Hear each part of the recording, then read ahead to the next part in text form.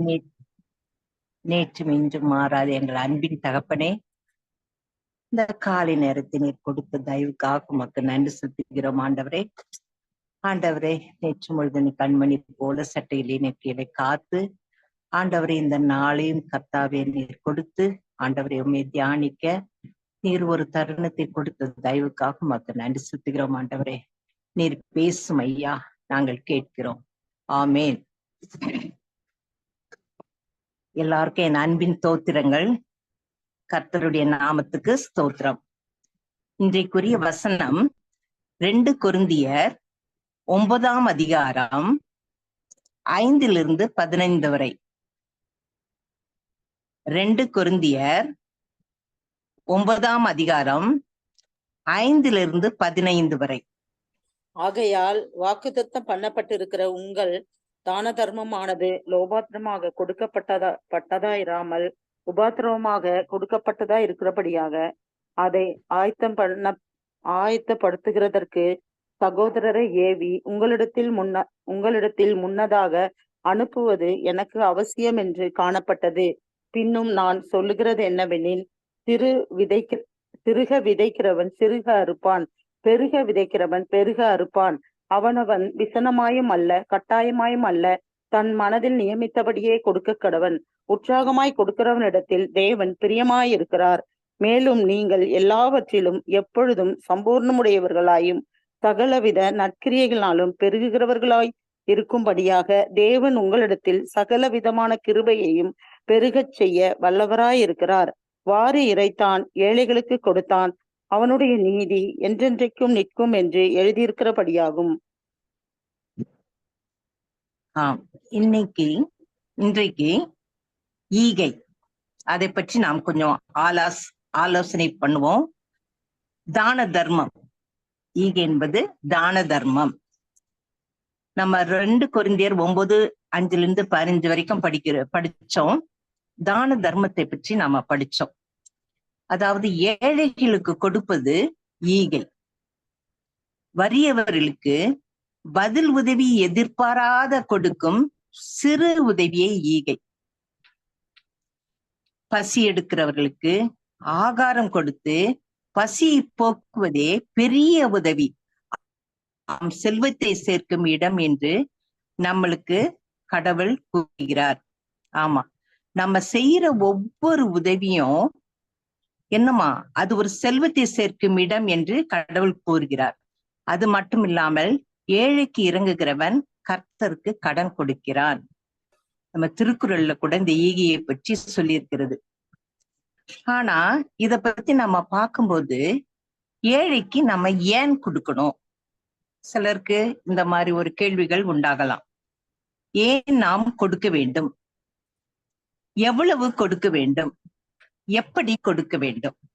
இத 3 பத்தி கொஞ்சம் நம்ம பார்க்கலாம். ஏன் கொடுக்க வேண்டும்? எல்லாம் கடவுளுடையது. சங்கீதம் 50ஆம் அதிகாரம் 12ஆம் வசனத்துல நான் பசியா இருந்தால் உனக்கு சொல்லேன், பூமியும் அது நிறைவும் என்னுடையது.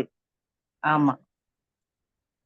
உபகமம் 10:14 வானங்களும் வானாதி வானங்களும் பூமியும் அதிலுள்ள யாவும் கர்த்தருடையது.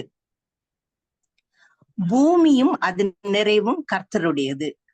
ஆகாய் 2:8 பாக்குறோம், வெள்ளியும் என்னுடையது பொன்னும் என்னுடையது என்று சேனைகள் கர்த்தர் சொல்கிறார். ஆக எல்லாம் அவருடையது. அவர் படைத்ததுதான் எல்லாமே. வானத்திலிருந்து நட்சத்திரங்கள் முதற்கொண்டு எல்லாவற்றையும் புல் பூண்டு வரைக்கும் படைச்சது நம்மளுடைய கடவுள் தான். 1 நாளாகமம் 29:14 நம்ம பார்க்கும்போது, எல்லாம் உம்மால் உண்டானது, உமது கரத்திலேயே வாங்கி உமக்கே நாங்க கொடுக்கிறோம். ஆமா, நாம அவருடைய கரத்துலதான் நம்ம வாங்குறோம். வாங்கி நாம என்ன செய்யறோம்? அவருக்கு நாம கொடுக்கிறோம். அதனால ஏன் கொடுக்கணும் நம்ம கேட்க கூடாது. எல்லாம் கடவுளுடையது. நம்ம கூட ஒரு பிளாட் வாங்குறோம், வீடு கட்டுறோம், வாடகைக்கு விடுறோம். அந்த ரெண்ட் நம்ம தான் வாங்குறோம். ஏன்னா அது நம்ம ஹவுஸ் ஓனர். நாம் அப்போ கடவுள் தான் இந்த உலகத்தை எல்லாத்தையுமே படைச்சார். எல்லாமே மிருக ஜீவன் எல்லாமே ஒண்ணு விடாம எல்லாமே படைச்சார். எல்லாம் அவருடையது, எல்லாமே அவருடையது. அப்போ நம்ம என்ன செய்யணும்? நாம் அவருக்கு கொடுக்க வேண்டும்.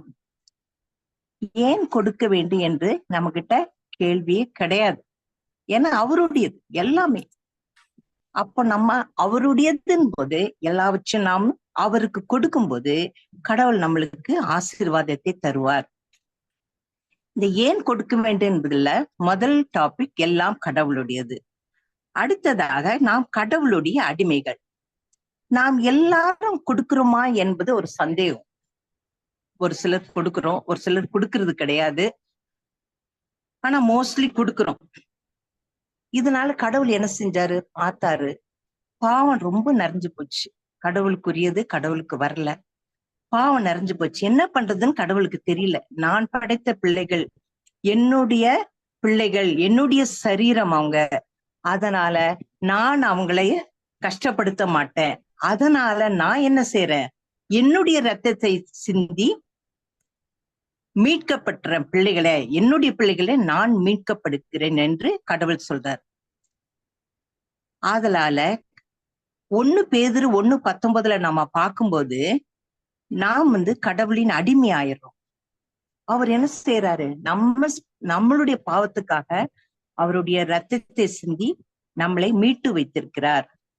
1 கொரிந்தியர் 6:19-20 பார்க்கும்போது, நீங்கள் உங்களுடையவர்கள் அல்ல, கிரியத்துக்கு கொல்லப்பட்டீர்கள்.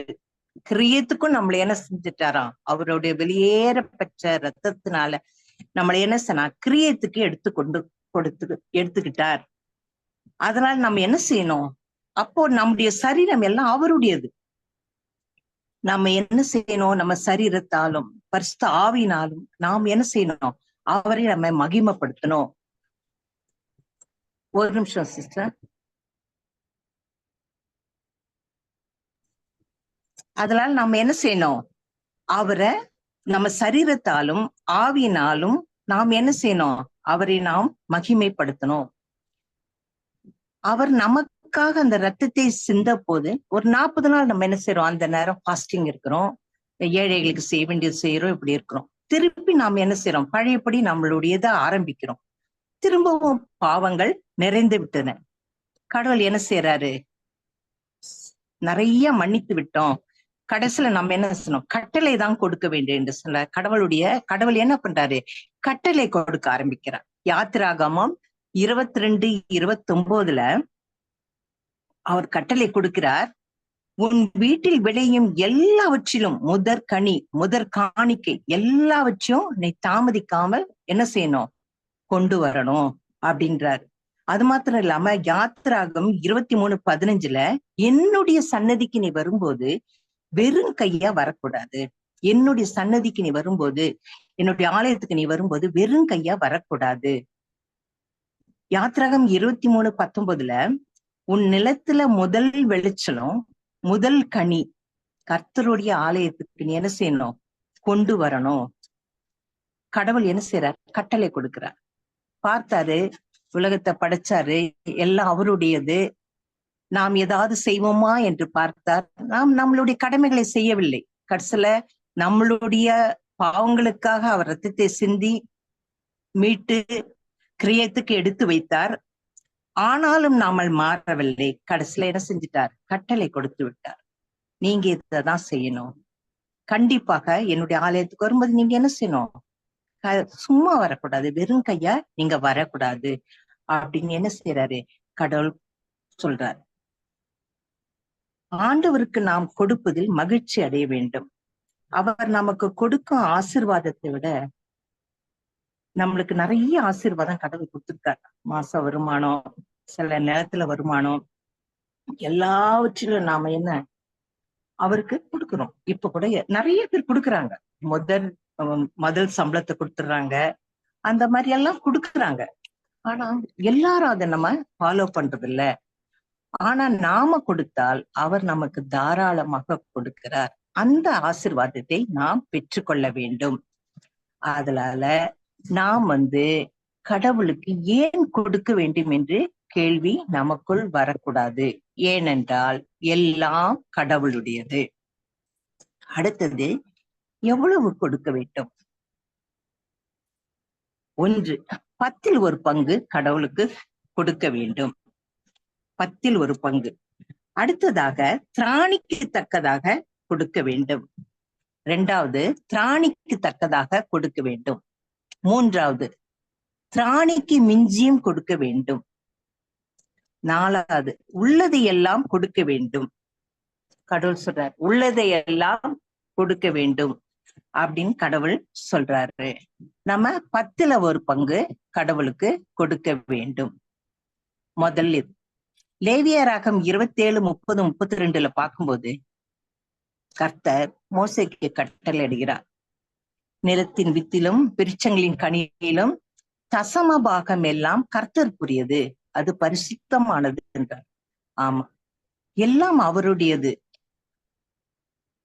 அது நலமானது என்பதை கடவுள் சொல்றார். அது மட்டும் இல்லாம ஆடு மாடுகள்ல 1 பங்கு என்னது? கடவுளுக்குரியது, அதுவும் கர்த்தருக்கு பரிசுத்தம் அப்படின்னு மோசேக்கு என்ன செய்றார்? கடவுள் கட்டளை இடுகிறார்.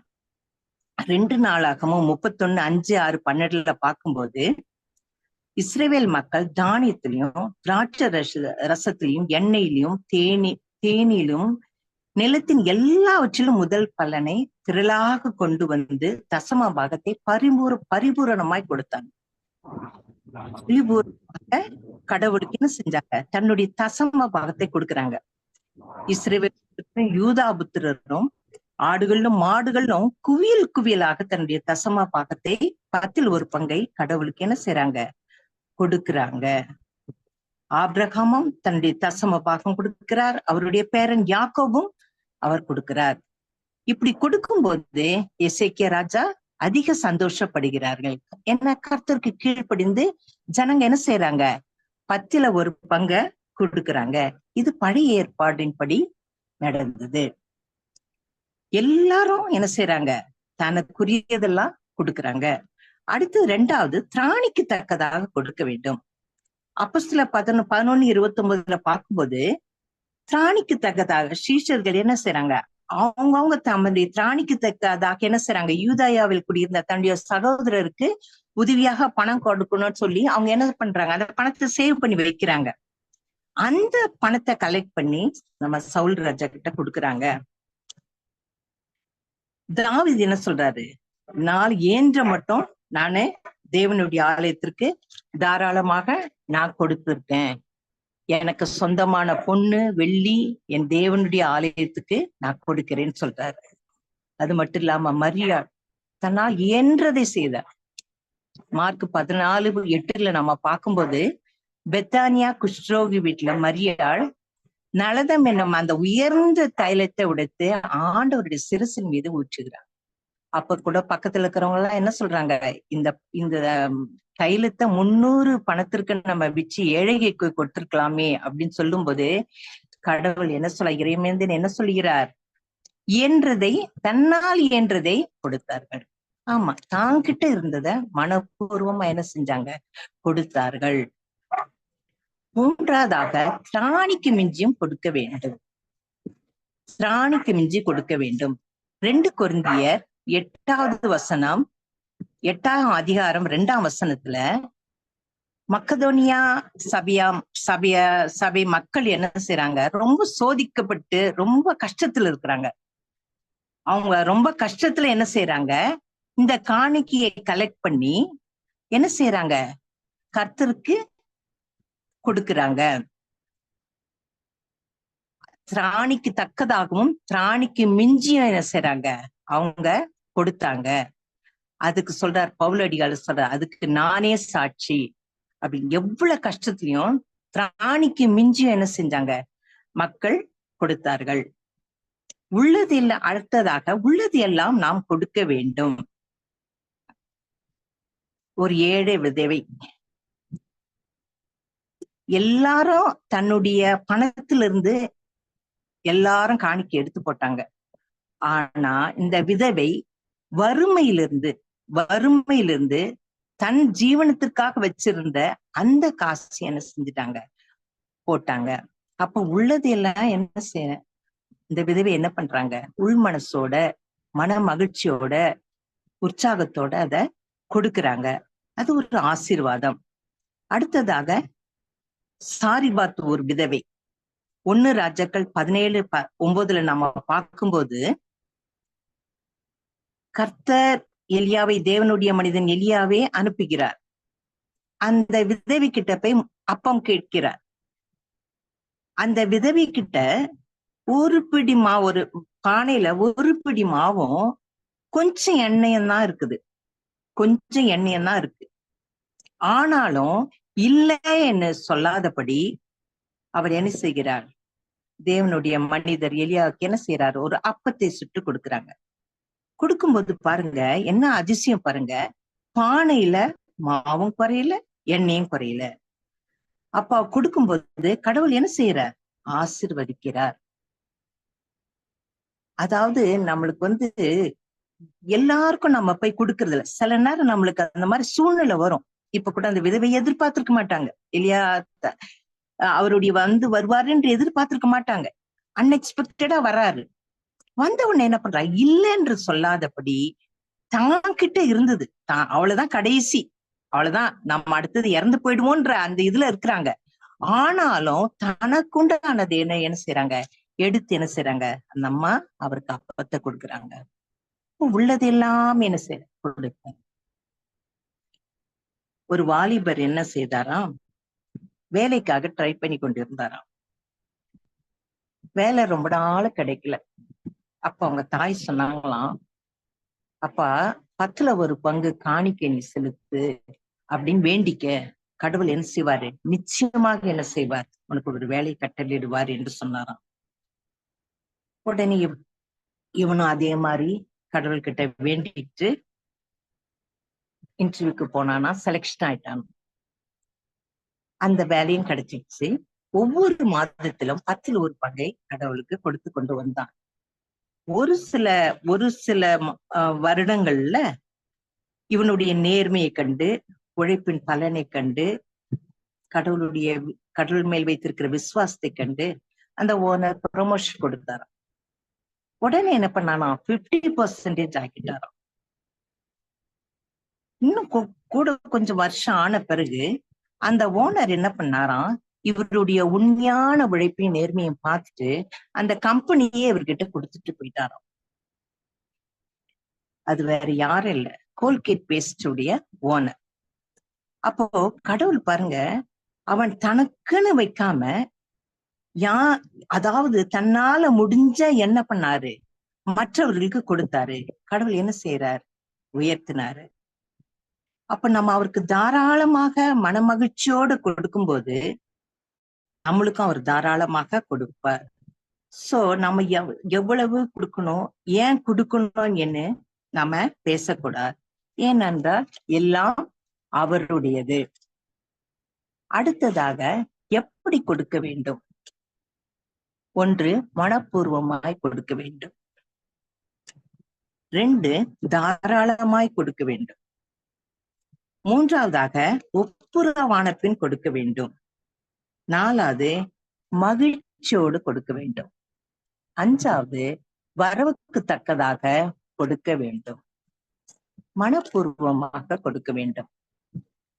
யாத்திராகமம் 25:2 கர்த்தர் மோசே கிட்ட சொல்றாரு, இஸ்ரவேல் புத்திரர் எனக்கு காணிக்கை கொண்டு வரும்போது மனப்பூர்வமா உற்சாகத்தோடு யார் கொடுக்குறாங்களோ அவங்களிடத்திலிருந்து பெற்றுக்கொள், மற்றவங்க கிட்ட இருந்து பெற்றுக்கொள்ளாதுன்னு சொல்றாரு. என்ன கொடுக்குறோமோ, நம்ம கையில என்ன இருக்கோ அத மனப்பூர்வமா எதிர்பார்க்கிறார் கடவுள். அதை நீ பெற்றுக்கொள் அப்படி என்று சொல்கிறார். 1 நாளாகமம் 29:9 உத்தம இருதயத்தோடும் உற்சாகத்தோடும் கர்த்தருக்கு கொடுத்தார்கள். தாவீது ராஜா அதிக சந்தோஷப்பட்டார். மனப்பூர்வமாய் கொடுத்தார்கள். சிறியராகி ஒருவருக்கு நாம எதை செய்யறோமோ அது எனக்கே செய்தீர்கள் என்று நமக்கு பைபிள்ல இருக்கிறது. தேவையுள்ளவர் எத்தனையோ பேர் இருக்கிறாங்க. அந்த நிலைமையை கண்டு நாம காணாம போகக்கூடாது. நம்மளால முடிஞ்சத மனப்பூர்வமா நம்ம அவங்களுக்கு கொடுக்கும்போது கடவுள் நம்மளுக்கு தாராளமாய் கொடுப்பார். அடுத்தது தாராளமாய் கொடுக்க வேண்டும். 2 கொரிந்தியர் 9:5-6-7 பார்க்கும்போது தான தர்மம் உதாரத்துவமா கொடுக்க வேண்டும் என்று கர்த்தர் விரும்புகிறார். நம்மளுக்கு நல்ல ஐஸ்வர்யம் கனமும் பொருந்தியவர்களாக நாம் இருக்கிறோம். கடவுளுக்கு நாம் என்ன செய்யணும்? கண்டிப்பாக தாராளமாய் கொடுக்க வேண்டும். சிறுக நம்ம விதைத்தால் சிறுகதான் இருக்கும், பெருக விதைத்தால் பெருகதான் அரைக்கும். ஒரு சின்ன கதை. சகோதரர்கள் 2 பேர் இருக்கிறாங்க. அப்பா துறையின் பையன், பொண்ணு துறைன்னு 2 பேரு சகோதரர்கள். இவருடைய வியாபார, அதாவது வெளிநாட்டுக்கு போய் பணம் சம்பாதிச்சுட்டு வரலான்ட்டு போறாங்க. ஆனா இந்த அப்பாதுரைன்ற பையன் இவன் அண்ணன் தம்பி இருவரும், அண்ணன் என்ன பண்ணுவானா, தன்னுடைய வருமானத்துல என்ன செய்வானா, ஏழைகள் கொடுப்பானா, கோவிலுக்கு கொண்டு போய் கொடுப்பானா, எல்லாவற்றையும் என்ன செய்வானா, கொடுப்பானா. ஆனா சின்னவன் பொண்ணுத்துறைன்ற பையன் தம்பி கடவுளுக்கும் கொடுக்க மாட்டாங்க, கோயிலுக்கும் போக மாட்டாங்க, ஆடம்பர வாழ்க்கை வாழ்ந்து கொண்டு வந்தாங்க. சம்பாதிச்சுட்டு என்ன செஞ்சாங்களாம், அவங்க சொந்த ஊருக்கு வந்தாங்களாம். வரும்போது எப்படியாவது நம்ம பழிக்கணும்னு சொல்லிட்டு விவசாயம் செய்யலாம்னு சொல்லிட்டு, விவசாயம் செய்யணும் போது கிணறு தண்ணி வேணுமே அப்படின்னு சொல்லிட்டு கிணறு வெட்டினாங்க. அப்போ அண்ணன் வெட்டின கிணறுல ஒரு 1000 ரூபாய் செலவு பண்ணவனே தண்ணி வந்துடுச்சான். ஆனா சின்னவன் கிணறு வெட்டும்போது ஒரு 8000-9000 செலவு பண்ணி கூட தண்ணி வரவே இல்லையா. கடவுள் இப்படிதான். அவருக்கு நாம கொடுக்கும்போது நம்மளுக்கு அது பணமா வராது. இப்படிதான் பலவித நன்மைகள். இப்படிதான் நம்மளுக்கு கடவுள் என்ன செய்வார், அப்பா துறை கொடுத்த மாதிரி உடனடியா நம்மளுக்கு கடவுள் கூட இருந்து எல்லாவற்றிலும் நிறைவாக தருவார். ஆனா அவங்க தம்பிக்கு பாருங்க அது கிடைக்கல. அதனால நம்ம என்ன செய்யணும், நம்மளால முடிஞ்சது தாராளமா கொடுக்கணும். நம்ம ஒவ்வொருத்தர் வீட்டுக்கா நாம போயிட்டு அங்க போய் அப்படி இப்படி நம்ம கொடுக்கறது இல்ல. நமக்கு என்ன, சப்போஸ் நம்ம வீட்டுக்கு யாராவது வராங்க, ஒரு உதவி கேட்கிறாங்க, கொடுக்கணும், தாராளமா கொடுக்கணும், இல்லைன்னு சொல்ல வேண்டாம். அப்படி நம்ம கொடுக்கும்போது கடவுள் என்ன செய்வார், நம்மளை ஆசீர்வதிப்பார். ஒப்புரவான பின் கொடுக்க வேண்டும். ஒப்புரவு மத்தேயு 5:23 நம்ம பார்க்கும்போது, நம்ம காணிக்கை நம்ம கோயிலுக்கு ஒழுங்கா போறோம், காணிக்க மாசம் மாசம் ஒழுங்கா நம்ம வைக்கிறோம், அது பெருசல்ல. நான் மற்றவங்களோட அன்பா இருக்கிறோமா, மற்றவர் எல்லாரோட, சகோதரரோட சகோதரிகளோட நாம சந்தோஷமா இருக்கிறோமா, சண்டை போட்டுக்கிட்டு இருக்கோமா, இதுதான் கடவுள் பார்க்கிற. வெறும் பணத்தை அவர் எதிர்பார்க்கல. எல்லாரோடும் அன்பா இருந்து ஒப்புரவாகி அப்புறம் அந்த காணிக்கையை செலுத்துங்க அப்படின்னு கடவுள் மத்தேயு 5:23 சொல்றார். நாம யோசிக்கணும், நம்ம அந்த மாதிரி இருக்கிறோமா? அன்புதான் முக்கியம். எல்லாரோட, அக்கம் பக்கத்துல இருக்கிறவங்களோட, சகோதர சகோதரிகளோட, நம்ம உற்றார் உறவினோட எல்லாரோடையும் ஒரு அன்பா இருந்து அந்த காணிக்கையை நீ கொண்டு போய் வைக்கிறீங்க பாருங்க, அது நம்மளுக்கு கடவுள் ஆசீர்வாதம். அடுத்தது மகிழ்ச்சியோட நம்ம கொடுக்க வேண்டும். 2 கொரிந்தியர் 9:7 படிக்கும்போது கர்த்தர் கட்டாயப்படுத்தவே இல்லை. நம்மள நீ குடுன்னு கட்டாயப்படுத்தல. அது நியாய பிரமாண காலம். நியாய பிரமாணம் என்பது அவரு அந்த சத்தியத்தை சொல்லும் போது நியாயமா செய்யணும்ன்றத பழைய ஏற்பாடுல நமக்கு சொல்லியிருக்காரு. இப்படி கடவுளுடைய பொருள் எது, நம்ம கடவுளுக்கு கொடுக்கணும்ன்றத பழைய ஏற்பாடுல நம்மளுக்கு சொல்லியிருக்காரு. இதுல பாருங்க, व्यसனமாயும் இல்ல, கட்டாயம் அல்ல, நம்ம மனசுல என்ன கொடுக்கணும்னு நினைக்கிறோமோ அது என்ன செய்யுங்க, உற்சாகமாக கொடுங்க. உற்சாகமா கொடுக்கிறவன் இடத்துல தேவன் என்ன செய்யறார், பிரியமாக இருக்கிறார். அப்ப நம்ம கொடுக்கிற இப்ப பாருங்க, ஒரு விதவை 2 காசு தான் போட்டாங்க, சந்தோஷமா மனப்பூர்வமா கொடுத்தாங்க, மகிழ்ச்சியோடு கொடுத்தாங்க. கர்த்தர் என்ன செஞ்சாரு, அதை பிரியமா எடுத்துக்கிட்டார். அதிகமா கொடுத்தவங்களை பெருசா பார்க்கல, குறைவா கொடுத்தவங்களதான் ஏன்னா மனமகிழ்ச்சியோடு கொடுக்குறாங்க. வாரி இறைத்தார்கள். ஏழைகளுக்கு கொடுத்தால் நம்மளுக்கு நீதி என்னைக்கும் நிலைத்து நிற்கும். அடுத்தது வரவுக்கு தக்கதாக முறையாக நம்ம கொடுக்க வேண்டும். 1 கொரிந்தியர் 16ஆம் அதிகாரம் 2வது வசனம். உங்களில் அவனவன் வாரத்தின் முதல் நாள்தோறும் தன் தன் வரவுக்கு தக்கதாக எதையாகிலும் தன்னிடத்தில் சேர்த்து வைத்து கடவன். ஆமா, நம்ம என்ன செய்யணும்? சேர்த்து கொஞ்சம் வைக்கணும். நம்மளால முடிஞ்சது யாருக்காவது நம்ம கொடுக்கணும், மற்றபடி ஒரு சர்ச்சுக்காக ஏதாவது கொடுக்கணும் அப்படின் போது அந்த வரவுக்கு தக்கதாக நீங்க கொடுக்கலான்ட்டு கடவுள் என்ன செய்யறாரு சொல்கிறார். அதான் கொடுக்கும்போது என்ன சொல்றாரு? மகிழ்ச்சியாக கொடுக்க வேண்டும், ஒப்புரவாக்கி கொடுக்க வேண்டும், விரோத மனத்தை விட்டு விரோதியுடன் ஒப்புரவு பெற்ற பின் தான் அந்த காணிக்கையை நீ செலுத்தணும்னு கடவுள் சொல்றார். அப்போ நம்ம முதல்ல இருந்து பார்க்கும்போது எல்லாம் அவருடையது. ஏன் என்று கேட்கிறதுக்கு நமக்கு உரிமையே கிடையாது. அடுத்ததாக எவ்வளவு கொடுக்க வேண்டும்? 10ல் 1 பங்கு திராணிக்கு தக்கதாக. அடுத்து திராணிக்கு மிஞ்சும் கொடுக்கலாம், உள்ளது எல்லாம் கொடுக்கலான்னு கடவுள் சொல்றார். உங்களுடைய இஷ்டம், உங்களுடைய விருப்பத்தின்படி மனப்பூர்வமா கொடுக்கணும்னு கடவுள் சொல்றார். அடுத்தது அது எப்படி கொடுக்கணும்? மனப்பூர்வமாய் கொடுக்கணும், தாராளமாய் கொடுக்கணும், ஒப்புரவான பின் கொடுக்கணும், மகிழ்ச்சியோட கொடுக்கணும், வரவுக்கு தக்கமாக கொடுக்கணும்னு கடவுள் சொல்றார். சரி, இப்படி நம்ம கொடுப்பதனால நம்மளுக்கு என்ன பலன்? பைபிள்ல நம்ம படிக்கிறோம். லூக்கா 6:38, நீதிமொழிகள் 3ஆம் அதிகாரம் 9-10. உன் பொருளாலும் உன் எல்லா விளைவின் முதல் பலனாலும் கர்த்தனை கனம் பண்ணும்போது உன் களஞ்சியங்கள் பூரணமாய் நிரம்பும். கர்த்தர் சொல்றாரு. ஆமா, நம்ம எல்லாவற்றிலும் கணக்கு பார்க்காம கொடுக்கும்போது களஞ்சியங்கள் பூரணமாய் நிரம்பும். உன் ஆலைகளில் திராட்சை ரசம் புரண்டு ஓடும் என்று கடவுள் சொல்லுகிறார். 2 நாளாகமும் 31:10. இந்த காணிக்கையை நீ கர்த்தருடைய ஆலயத்துக்கு கொண்டு வரங்கன்னு தொடங்கின முதல் ஜனங்க என்ன சொல்றாங்க?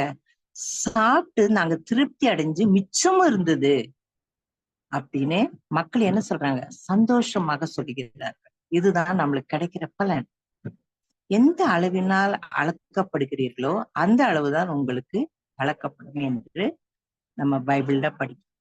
மல்கியா 3:10 பார்க்கும்போது, என் ஆலயத்தில் ஆகாரம் உண்டாயிருக்கும்படி தசம பாகங்களை எல்லாம் பண்டக சாலையில கொண்டு வாருங்கள். அப்பொழுது நான் வானத்தின் பலகணிகளை திறந்து இடம் கொள்ளாமல் மட்டும் உங்கள் மேல் ஆசீர்வாதத்தை வர்ஷிக்கப்படுவேன் என்று சொல்லுகிறார். ஆமா, இடம் கொள்ளாத மட்டும் பலகணிகளை திறந்து இடம் கொள்ளாம மட்டும் நம்மளுக்கு ஆசீர்வாதத்தை நம்மளுக்கு கடவுள் என்ன செய்யறாரு? கொடுப்பாராம். நாம கூட மாடி வீடு கட்டி வசதியாக இருப்பது நாம் எதற்காக?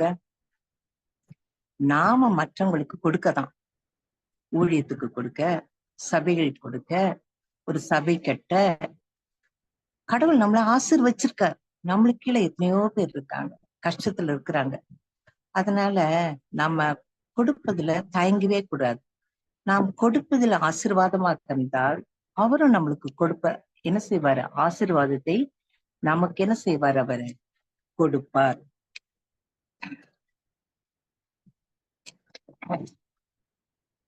நாம் ஒரு நாளும் கொடுக்க மாட்டேன்னு நம்ம என்ன செய்யக்கூடாது? சொல்லக்கூடாது. நான் என்னுடைய வாழ்க்கையில நான் என்ன ஃபாலோ பண்ணுவேன்னா, நானும் தசம பாகம் கரெக்டா எடுத்து வைக்கவே மாட்டேன். ஆனா என் மாச வருமானத்துல ஒரு பகுதியை எடுத்து வச்சிருவேன். எடுத்து வச்சுட்டு சர்ச்சுக்கு கொடுப்பேன். யாராவது கேட்டாங்கன்னா கொடுப்பேன். இப்படி என்னால முடிஞ்ச இத நானு செய்வேன். அந்த ஒரு பகுதி எடுத்து வைத்தத நான் என்ன செய்ய மாட்டேன், தொடவே மாட்டேன். சப்போஸ் சர்ச்சுக்காக இல்லாட்டா கிறிஸ்துமஸ் டைம் கேட்பாங்க, லென்த் டேஸ்ல கேட்பாங்க, ஹார்வெஸ்ட் ஃபெஸ்டிவல்ல கேட்பாங்க, மிஷன் ஃபெஸ்டிவல்ல கேட்பாங்க. அப்புறம் யார் கஷ்டம் வராங்களோ அவங்களுக்கு நான் கொடுப்பேன். அந்த ஒரு பகுதியை நான் எடுத்து வைப்பதால் கஷ்டம் எனக்கு தெரியவே தெரியாது. ஏன்னா அதுல நான் போட்டு வச்சிடும். மாசானா என்ன செஞ்சிருவேன், கொஞ்சம் கொஞ்சமா என்ன செஞ்சிருவேன், அதுல போட்டு வருவேன்.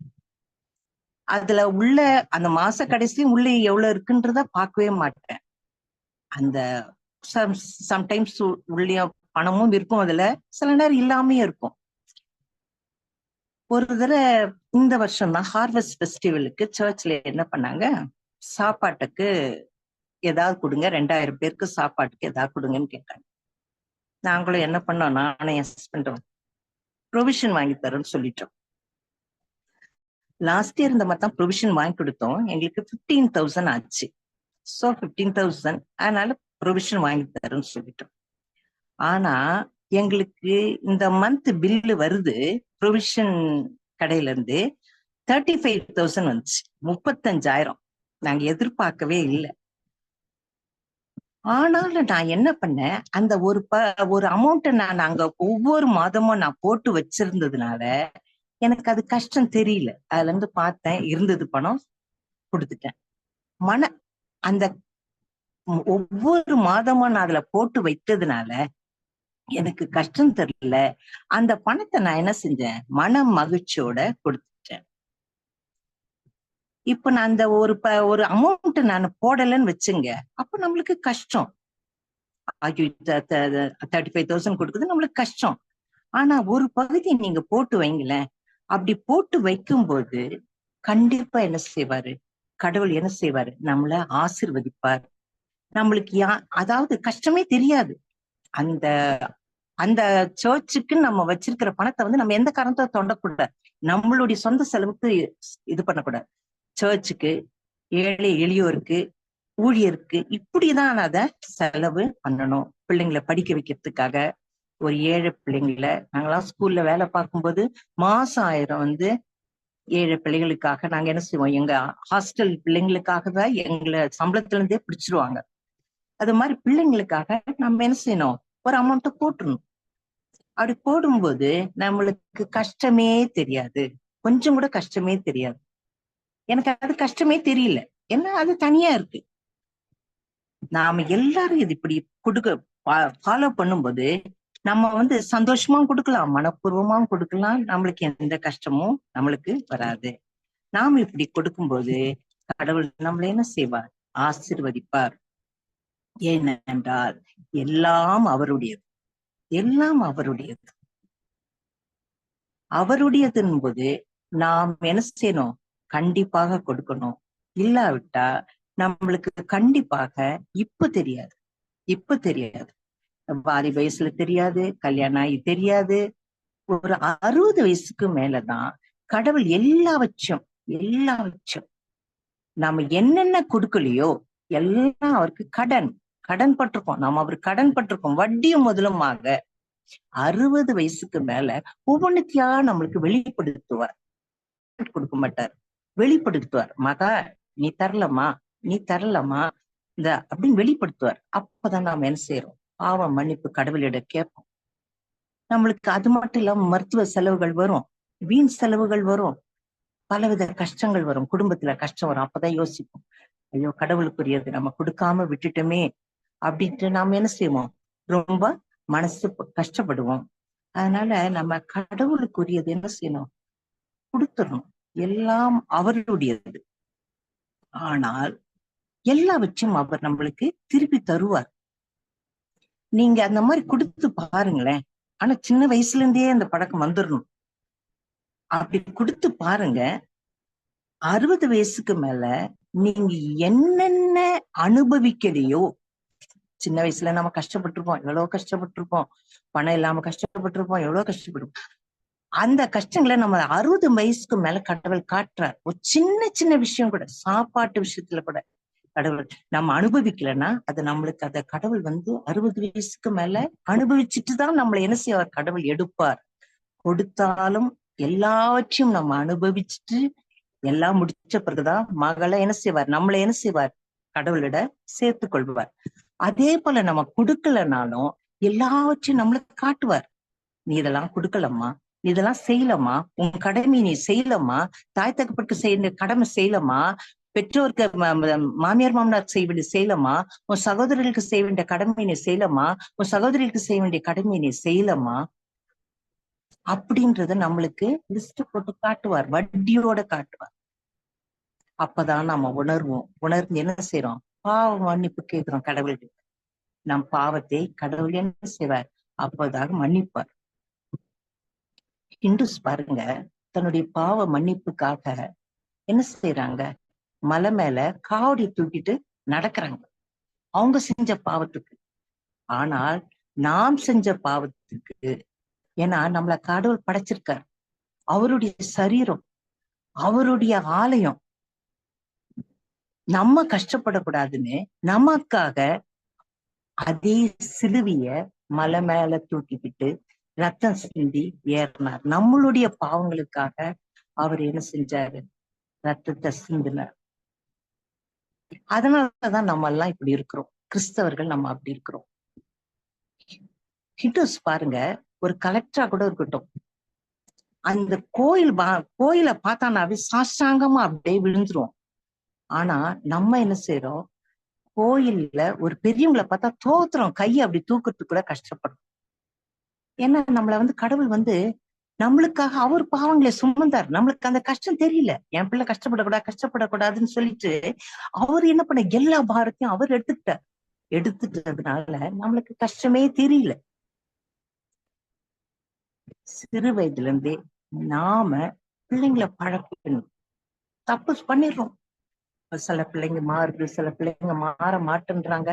ஆனால் முடிஞ்ச அளவுக்கு நாம் கடவுளுடைய நாம் செய்யும் போது கடவுள் என்ன செய்வார், நம்மளை ஆசீர்வதிப்பார், நம்மளுக்கு ஒரு குறையும் வைக்க மாட்டார். அதுல சகோதரிகளே, கடவுள் நமக்கு கொடுத்தவங்கள, அவர் கையில் பெற்ற நன்மைகளை நம்மால் இயன்றளவு நம்ம வீட்டுல இருந்துகிட்டு ஒரு 10 வீடு தள்ளி போய் எல்லாருக்கும் சும்மா அப்படி நம்ம கொடுத்துட்டு வர்றது கிடையாது. நம்ம வீட்டு வாசலுக்கு வர்றவங்களுக்கு தான் இல்லைன்னு சொல்லவே கூடாது. இப்ப நேத்து கூட ஒரு ஒரு வயதானவர் வாசல்ல நின்னாரு, என்னப்பா வேணும், பசிக்குதுமா அப்படின்னாரு. உடனே ஒரு பிளாஸ்டிக் தட்டுல இட்லி போட்டு சட்னி போட்டு எல்லாத்தையும் வகையா வச்சு ஒரு பாட்டில தண்ணி கொண்டு போய் கொடுத்தேன். என் ஹஸ்பண்ட் பார்த்துட்டே இருந்தாங்க, இப்படியே கொடுத்துக்கிட்டே அடுத்தது பணம் கேப்பாருன்னாங்க. கொடுத்துட்டு வரேன், திருப்பி அம்மா கையில ஏதாவது கொடுங்கம்மான்னாரு. சரி கொண்டு போய் 10 ரூபாவை கொடுத்துட்டேன்.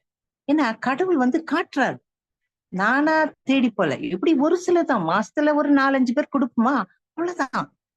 நம்ம கிட்ட வரும்போது கண்டிப்பா நம்ம அதை கொடுக்கணும். ஏன்னா கடவுள் அதை வெளிப்படுத்துறார். மகா கொடுக்குறாளா அப்படின்னு டெஸ்ட் பண்றாரு. எத்தனையோ பேர் தான் கஷ்டப்படுறாங்க உலகத்துல, எல்லாருக்குமா நம்ம கொடுத்துட்டு இருக்கோம்? இல்லையே.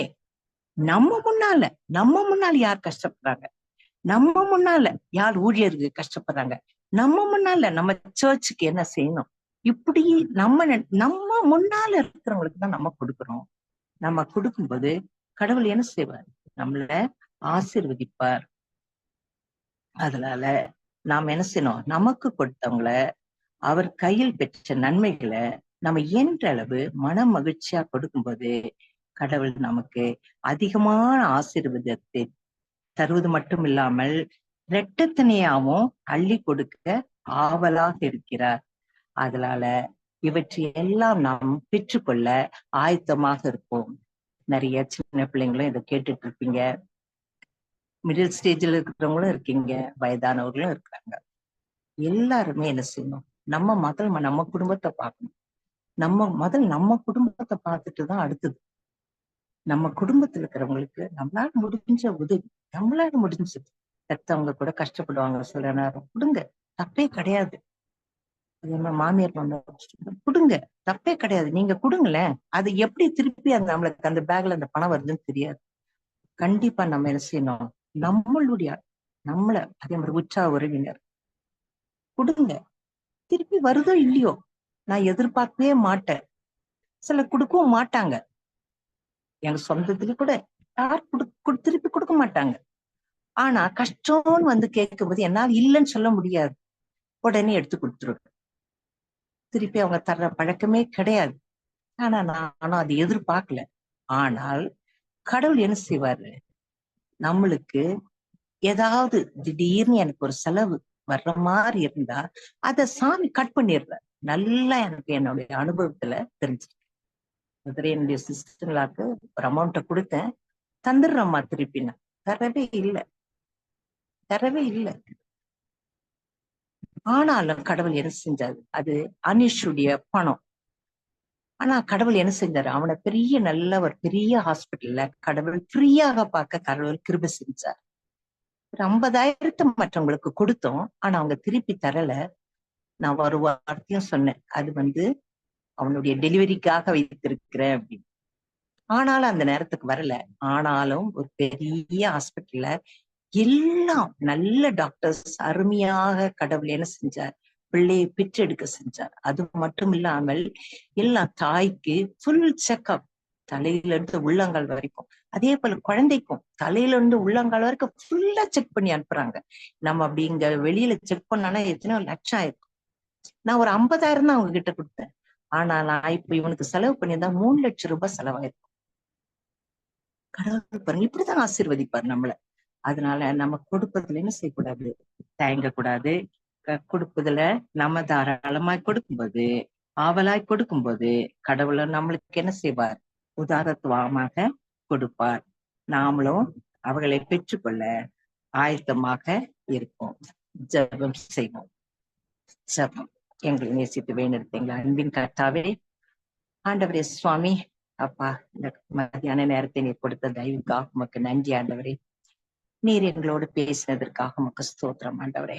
நன்றி கர்த்தாவே. ஆண்டவரே, நீர் எங்களுக்கு கொடுத்த ஆசீர்வாதத்திற்காக உமக்கு நன்றி ஆண்டவரே. ஆண்டவரே, நாங்களும் கர்த்தாவே, ஆண்டவரே சுவாமி, ஒவ்வொரு காரியத்திலும் கர்த்தாவே, ஆண்டவரே உமது மாட்சியும் வல்லமையும் ஆண்டவரே மகிமையும் படும்படியாக கர்த்தாவே, உம்முடையகளை கர்த்தாவே எல்லாருக்கும் கர்த்தாவே நாங்கள் கொடுக்க ஆண்டவனே சுவாமி, அப்பா, எங்களுக்கு ஒரு எண்ணத்தை தந்ததற்காக உமக்கு ஸ்தோத்திரம் ஆண்டவரே.